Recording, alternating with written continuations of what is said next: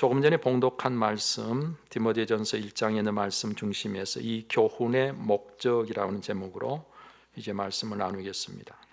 무엇을 하든지 목적이 있어야 하고 그 목적이 분명해야 그것을 이룸으로 성공하는 삶을 살 수가 있습니다. 목적이나 목표를 이루는 것이 성공이기 때문에 그런 것이죠. 목적이 없으면 성공도 없고, 따라서 그런 삶은 그야말로 삶을 허비하는 방탕한 삶이 되는 것입니다. 여러분, 목적지도 없이 자동차나 배나 비행기가 출발을 했다면 어떻게 될까요? 목적지가 없이 출발은 했지만 갈 곳이 없기 때문에 떠돌다가 비행기는 떨어질 것이고 배는 바다 한가운데서 침몰할 것이고 결국은 모든 것들이 다 잘못될 수밖에 없을 것입니다. 우리가 목적 없이 산다는 것은 바로 그런 것입니다. 어찌 보면 나는 이 세상에 태어날 때 내 생각과 전혀 상관없이 떠밀려서 태어났기 때문에 출발부터 뭔가 목적도 없이 이 세상에 떨어진 것 아닌가, 그렇게 생각하는 사람이 혹 있을지 모르겠는데, 여러분, 우리는 목적을 가지고 이 세상에 오지 않았어도 우리를 보내신 하나님은 분명한 목적을 가지시고 우리를 이 세상에 보내신 것입니다. 자, 그래서 우리 하나님은 목적 없이 무엇을 하시는 분이 결코 아니신 것을 알아야 됩니다. 하나님은 분명한 목적을 가지시고 모든 일들을 하고 계십니다. 이 세상을 창조하신 목적이 있습니다. 우리를 지으신 목적이 있습니다. 우리에게 예수님을 보내신 목적이 있습니다. 이 땅에 교회를 세우신 목적이 있습니다. 여러분과 저를 구원하신 목적이 있고 또 우리를 부르신 목적이 있는 것입니다. 우리에게 율법을 주신 목적이 있고 선지자를 보내신 목적이 있고 세례 요한을 구원자보다 먼저 보내신 목적이 있습니다. 따라서 우리는 그 하나님의 목적에 맞게 살아야 하는 것입니다. 죄라고 하는 것은 하나님께서 목적하신 대로 우리가 살아야 되는데, 화살을 쏠 때 그 관역 한가운데 정중앙에 목표를 향해서 화살이 날아가야 함에도 불구하고 화살이 엉뚱한 대로 날아가 버리듯이 하나님이 우리를 이 세상에 보내실 때 분명한 목적이 있어서 보내셨는데 그 목적과 상관없이 목적에서 벗어난 화살처럼 우리가 목적과 상관없이 벗어나서 살고 있는 그것이 바로 죄라고 하는 것입니다. 따라서 우리는 분명한 목적을 갖고 살아야 하는데, 그 목적이 하나님께서 나를 향해 갖고 계신 목적과 일치해야만 오늘이는 우리의 삶이 가장 복된 삶이 되는 것이고, 바로 그렇게 살아야 우리는 우리의 인생이 성공했다고 말할 수 있는 것입니다. 목적이 분명하고 그래서 그 목적에 이끌리는 삶을 살 때 활기차게 되고 힘 있는 삶을 살 수가 있는 것이죠. 그것은 목적을 이루기 위해서 달려갈 수밖에 없기 때문에 그런 것입니다. 여러분, 여기 오늘 본문 말씀을 보면 사도 바울이 마게도냐를 떠나면서 믿음의 아들이요 목회 후배되는 디모데에게 에베소에 머물게 했습니다. 에베소에 머물게 하면서 사도 바울이 그를 에베소에 머물게 하는 목적이 있다는 거예요. 그냥 머물게 하는 게 아니라 머물게 하는 목적이 있어요. 그 첫 번째 목적이 무엇인가 하니 에베소에 있는 성도들에게 다른 교훈을 가르치지 못하게 하려고, 다른 교훈, 바울 자신이 가르친 그 교훈이 복음이라면 이와 다른 교훈을 가르치는 자들이 그것을 가르치지 못하게 하려고. 여러분, 이 다른 교훈은 그러므로 뭘 이야기하는 거 아니? 율법을 지켜서 구원을 받아야 한다고 하는 행위 구원을 말하는 것입니다. 이런 자들의 율법주의적 가르침은 바울 사도가 복음을 전하는 곳마다 뒤따라 다니면서 이 행위 구원을 자꾸 이야기하므로 복음을 희석시키는 일들이 계속되고 있었습니다. 사도 바울은 바로 그와 같은 것들을 경계하며 디모데에게 그렇게 하지 못하도록 하려고 에베소에 머물게 했다, 그런 말입니다. 그런가 하면 또 하나의 목적은 신화와 끝없는 족보에 몰두하지 못하게 하려고 디모데를 에베소에 남겨둔다 했어요. 여러분, 신화 또는 끝없는 족보, 신화는 사실은 사실이 아닌 것을 사람들이 사실인 것처럼 이야기하는 것이죠. 거짓된 것입니다. 우리가 믿을 수 있는 것이 아닌 것입니다. 끝없는 족보 이야기야. 한없이 족보를 이야기해도 그 족보의 내용은 사실은 어느 우리의 삶을 어떻게 하지 못하는 것입니다. 과거를 우리가 고칠 수도 없고 바꿀 수도 없는 것입니다. 거기에 몰두하는 것은 사실은 헛된 일의 삶을 허비하는 것이기 때문에 이런 것들을 경계하도록 한 것이지요. 우리 그리스도인들은 아무 쓸데도 없는 일에 삶을 허비하는 자가 돼서는 안 되는 것입니다. 무엇을 하든지 의미 있고 가치 있는 일을 해야 하는 것이죠. 그것이 하나님이 원하시는 것입니다. 여러분, 이렇게 디모데가 남아서 해야 할 두 가지 목적을 말하고 있는 것은 다른 교훈이나 신화와 족보 이야기가 믿음 안에 있는 하나님의 경륜을 이루기보다는 변론만 하게 만들기 때문이다 그랬어요. 서로 내가 옳다 그래서 서로 자기가 옳다고 하는 변론은 하나님의 구원의 역사에 전혀 도움이 안 된다는 거예요. 우리의 믿음 안에 있는 하나님의 경륜은 이 죄인들을 예수 그리스도를 보내서 하나님이 구원하시려고 하는 것이지요. 이것은 하나님께서 예수 그리스도를 통해서 이루시고자 하는 일이기 때문에 그 어떤 일보다도 중요하고 반드시 이루어져야 하는데, 그것과 상관없이 변론만 일삼는 것은 얼마나 헛된 일이냐, 그런 말이에요. 그런가 하면 오늘 바울 사도가 전하고 있는 교훈, 사도 바울이 전한 이 교훈의 목적이 무엇인가? 사도 바울은 그 목적을 분명히 밝히고 있습니다. 사도 바울, 그가 전하는 교훈이란 구원에 이르는 복음을 말하는 것이죠. 복음으로 구원을 받게 하는 그 목적이 뭐냐? 그것은 바로 사랑이라 그렇게 말씀하고 있습니다. 사랑이 바로 우리 주님이 바울 사도를 통해서 주시는 교훈의 목적이다. 즉 사랑하라고 복음을 전하고 있다, 그런 이야기. 여러분, 그 사랑은 어디로부터 나오는 것인가? 청결한 마음에서 나오는 사랑이다. 욕심으로 오염된 마음에서는 진짜 사랑이 나올 수가 없다는 거예요. 청결한 마음에서. 그런가 하면 그 사랑은 선한 양심에서 나오는 것이다. 그래서 화인 맞은 양심을 성경이 이야기하는데, 이 화인 맞은 양심에서는 참된 사랑이 나올 수 없습니다. 선한 양심에서 참 사랑이 나올 수 있습니다. 그런가 하면 그 사랑은 거짓이 없는 믿음에서 나오는 사랑이다. 그래서 여러분, 거짓 위에는 믿음의 집을 결코 지을 수가 없는 것이지요.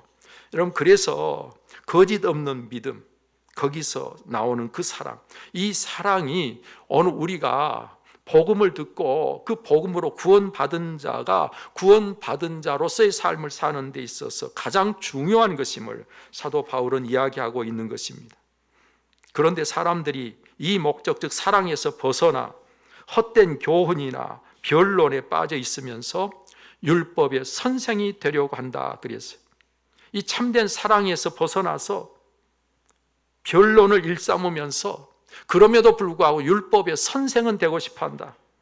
이들은 자기가 말하는 것이나 자기가 확증하는 것이 무엇인지 깨닫지도 못하고 있다고 지적하고 있습니다. 여러분, 이렇게 자기들이 하고 있는 것이 무엇인지 깨닫지도 못하면서 선생이 되려고 하는 자들이기 때문에 뭔가 말을 많이 하고, 그래서 마치 자기들이 많은 것을 알고 있는 것처럼 변론을 일삼고 있다라는 것이 사도 바울이 지적하고 있는 내용입니다.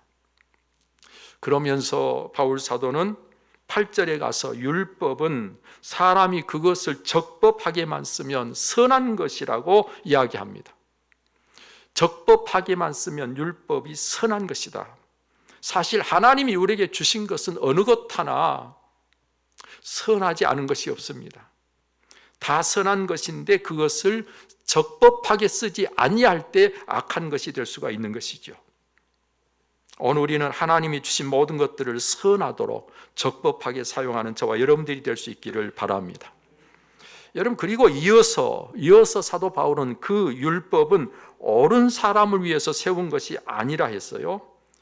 그렇다면 그 율법은 어떤 자들을 위해서 세운 것인가? 구체적으로 15가지나 이야기합니다. 어떤 자들을 위해서 율법을 세운 것인가? 율법을 주신 것인가? 그것은 오직 불법한 자, 복종하지 아니하는 자, 경건하지 아니한 자, 죄인, 거룩하지 아니한 자, 망령된 자, 아버지를 죽이는 자, 어머니를 죽이는 자, 살인하는 자, 음행하는 자, 남색하는 자, 인신매매하는 자, 거짓말하는 자, 거짓 맹세하는 자, 바른 교훈을 거스르는 자, 이런 자들을 위해서 하나님이 율법을 주셨다. 율법은요, 이런 범법자들, 즉 죄인들을 위해서 주신 것으로 그들이 죄인임을 깨닫고 그리고 그 죄에서 돌이키도록 주신 것이다. 우리는 율법에 따라 죄인임을 분별하게 되는 것입니다. 죄인인 것을 아는 것은 율법이 있기 때문에 가능한 것입니다. 죄인인 것을 알고 나면 그 죄 문제를 해결하기 위해서 예수 그리스도를 찾게 되는 것입니다. 이렇게 율법을 주신 것은 우리가 죄인인 것을 깨닫고 죄 문제를 해결하기 위해서 예수 그리스도를 찾도록 주신 것이 율법이다. 여러분, 그래서 갈라디아서 3장 24절에 뭐라 그랬습니까? 이같이 율법이 우리를 그리스도께로 인도하는 초등교사가 되어 우리로 하여금 믿음으로 말미암아 의롭다함을 얻게 하려 함이라. 우리를 그리스도께로 인도하는 초등교사가 되는 것이 율법이다. 그래서 우리를 예수 그리스도께로 인도해서 어떻게 한다고요? 우리로 하여금 믿음으로 말미암아 의롭다함을 얻게 한다. 여러분, 율법을 주신 목적이 여기에 있는 것입니다. 우리는 앞에서 말하고 있는 다른 교훈이란 바로 율법을 지키어 구원을 받게 된다고 하는 행위 구원을 말하고 있음을 오늘 이 8절에서 확연하게 발견할 수가 있는 것입니다. 자, 그런가 하면 변론만 하게 하는 것이 또 무엇인가? 변론만 하게 하는 것, 그것은 다른 것이 아니라 은혜를 따라 믿음으로 구원을 받는다는 가르침과 율법을 지켜야 구원을 받는다는 가르침이 서로 마주쳐서 자기들의 주장을 굽히지 않고 있음을 말하고 있는 것입니다. 행위로 구원을 받느냐, 은혜로 구원을 받느냐 하는 문제의 논쟁은요, 서로 자기 주장만 고집하는 것으로는 아무 유익이 없다. 헛된 것이다. 그래서 아무리 옳은 이야기라도 받아들이지 않고 그것을 변론하는 사람들, 말 장난, 말 논쟁을 하는 사람들에게는 더 이상 논쟁하고 변론할 필요가 없다는 것이죠. 여러분, 바울 사도가 말한 믿음 안에 있는 하나님의 경륜이라고 하는 이 표현은 바로 죄인을 구원하시는 것인데, 그 구원이 하나님의 사랑에 의해서 시작되고 그 사랑으로 이루어지는 것이란 말씀을 우리에게 주고 계십니다. 따라서 율법을 주신 목적도 사실은 사랑이고요, 예수님을 믿음으로 구원받게 하신 것도 사랑이라는 것입니다. 그리고 구원받아서 살아야 할 우리의 삶도 사랑이어야 한다는 것을 말씀하고 있는 거예요. 사랑이 없이 구원을 말할 수는 없는 것입니다.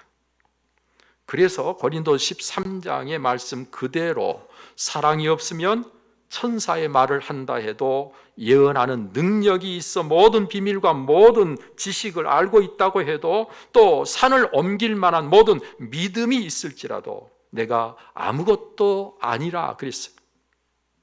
내 몸을 불사르게 내어준다 할지라도 사랑이 없으면 내게 아무 유익이 없다 그랬어요.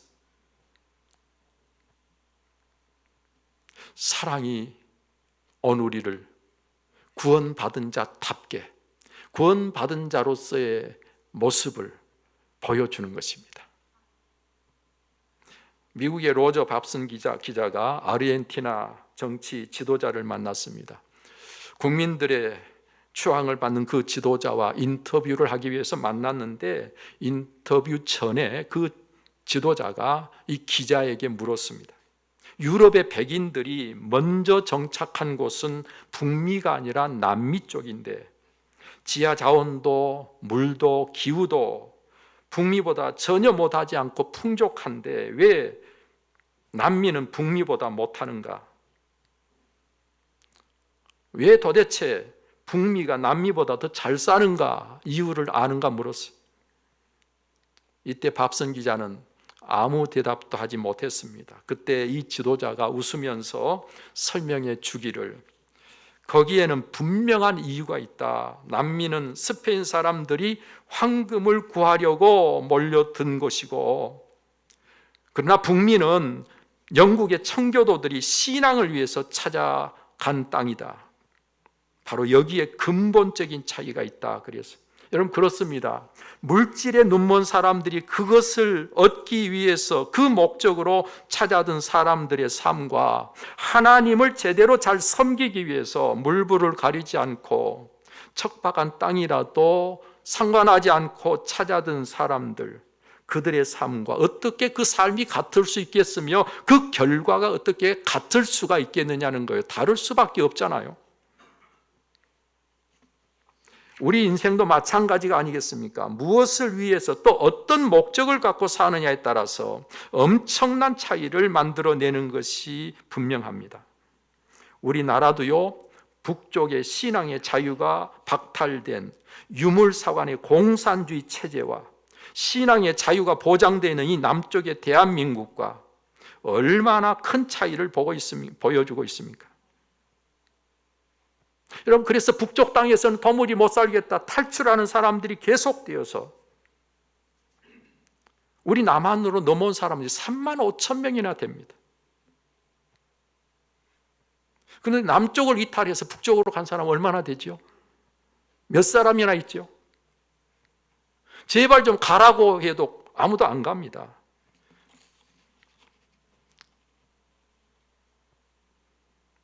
북쪽 체제, 남쪽 체제 완전히 다르잖아요.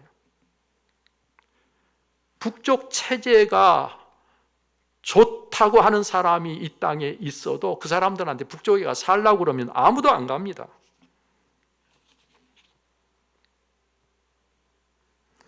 여러분, 이 땅에 썩어질 재물을 목적으로 하고 사는 사람과 영원한 천국을 목적으로 하는 사람들의 삶이 달라질 수밖에 없는 거예요. 이 땅의 재물에 목적을 둔 사람들은 속이고 빼앗고 경쟁하고 싸웁니다. 그러나 천국에 소망을 둔 사람들은 사랑으로 서로를 섬깁니다. 그러니 거기에 화평이 있게 되고 거기에 사람 사는 삶에 행복이 있는 것입니다. 결국은 삶의 고통이 땅의 것이면, 삶의 목적이 땅의 것이면 여러분, 그 삶은 고통이고, 삶의 목적이 위의 것이면 그 삶은 영광이고 행복인 것이죠. 사랑하는 여러분들이, 우리는 복음을 주신 목적이 사랑임을 잊지 말아야 됩니다. 우리를 구원하신 목적이 사랑임을 절대로 잊어서는 안 됩니다. 그 사랑의 목적이 완성된 나라가 천국임을 알아야 됩니다. 하나님은 우리를 구원하시기 위해 예수님을 보내심으로 사랑을 이루시고, 예수님은 우리를 구원하시기 위해 십자가에 달려 죽으심으로 사랑을 이루셨잖아요. 그 사랑의 목적을 완성하셨잖아요. 오늘 우리가 그 증거가 아닙니까? 저와 여러분들이 구원받은 자로 이 세상 여기에 있는 것은, 이 예배 자리에 있는 것은 우리가 하나님의 사랑으로 여기에 있다는 증거가 되는 거 아닙니까? 우리도 하나님을 사랑하고 또 우리 모든 이들을 서로 사랑함으로 삶의 목적, 구원의 목적을 이루어야 되는 것이죠. 그래서 사랑을 모르면 사랑이신 하나님을 알지 못한다고 요한 1서에 말씀하고 있는 것입니다. 이 사랑이 없으면 우리는 목적을 상실한 실패자가 되는 것이죠. 왜요? 구원의 목적이 사랑인데 사랑하지 아니하면 우리는 실패자일 수밖에 없잖아요. 사랑하는 것이 가장 잘 사는 길입니다. 예수 그리스도, 그분이 바로 그 사랑이란